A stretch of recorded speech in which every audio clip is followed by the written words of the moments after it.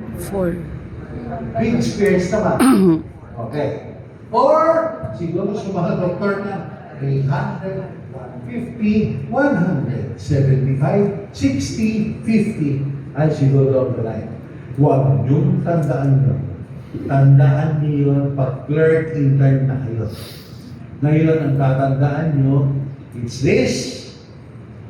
Academically and for practicality, 1/5 divided by the number of big squares, 300 divided by the number, balikan. 1/5 divided by the number of small squares, or 300 divided by the number of big squares.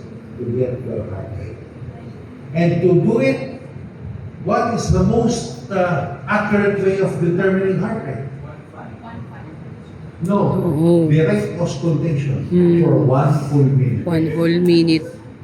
That is the most accurate. Direct auscultation, pakinggan nyo. Second hand, o kahit walang second hand digital, 1 full minute. Huwag na naman kayo, mga nurse Mag-divide. dito. Huwag kayo Times 4? tuturo ng 15 seconds. 15 seconds. O kaya lalong tinaman. 10 seconds times 6. Walang ganunan. Lalo na Legit. kayo pag EF yan. Legit O kaya yun. frequent TVCs. Hindi na So, for your purposes, wala mo ng shortcut. Direct auscultation, 1 full minute. Oh, 1 full minute pa. Wala mo na i-shortcut sa kanila.